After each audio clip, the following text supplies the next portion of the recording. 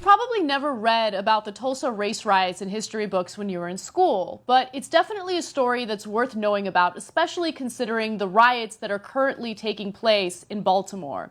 The Tulsa race riots occurred in 1921, and it was basically a war by the KKK against a very successful and prosperous black community referred to as Black Wall Street.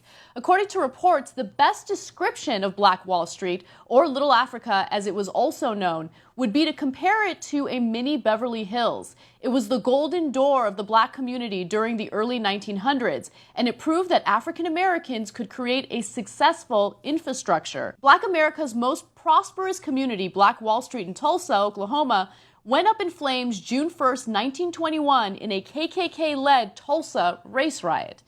This community consisted of individuals that looked out for one another. But more than that, it consisted of individuals that were beyond successful. Some of the most intelligent minds got together and created some of the most successful businesses. They looked out for one another. They created an education system that we can only dream of today. They believed in nepotism only because these black individuals had been so disenfranchised by society that they felt that they can only look out for one another. And as a result, money stayed in their community. In fact, it was passed off about 100 times within the community before it left the community. Right now, when it comes to a black neighborhood, a dollar lasts in that neighborhood for about 15 minutes and then it leaves. And so they managed to create a society that was successful. They were prospering.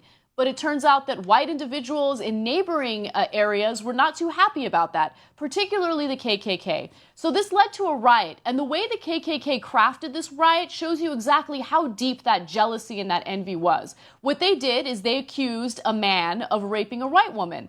But of course that man didn't rape anyone. They just wanted to accuse him so they could go into the community and start violence and trouble. And so they accused this man.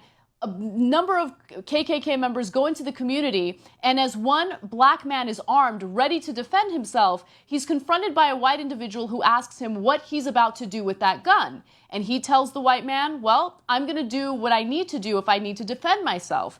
At that point, there was a physical altercation over the gun. The white man gets shot and he's killed, and then the riots erupt. Now, the outcome of this is beyond disturbing. The night's carnage left 3,000 African Americans dead and over 600 successful businesses lost. Among these were 21 churches, 21 restaurants, 30 grocery stores, and 2 movie theaters, plus a hospital, a bank, a post office, libraries, schools, law offices, a half dozen private airplanes, and even a bus system. So the KKK goes into the successful black community and absolutely destroys it.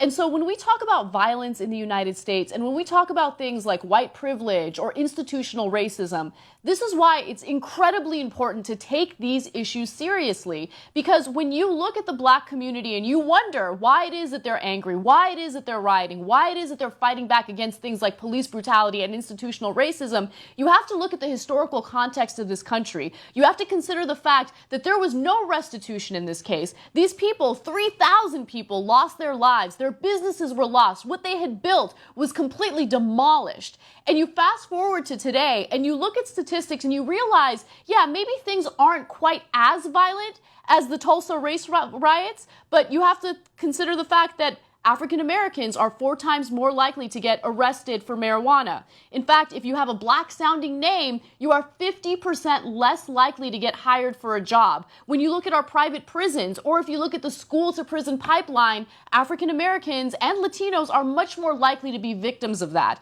And so these are the types of things that are holding them back. This is a type of institutional racism that we talk about on the show on a regular basis. And this is a type of story that we don't learn about in history classes. And again, you look at something like this and you realize that if you just create an opportunity for people to prosper, they will prosper, regardless of their race, regardless of their background. That's why education is important. That's why making sure that you give everyone an equal opportunity is important. And that's why it's incredibly important to take stories like the Baltimore riots as seriously as possible and understand that even though there are those who are violent and are doing things that might be considered wrong, there are also those who are legitimately arguing about something that they've been victims of for a very long time.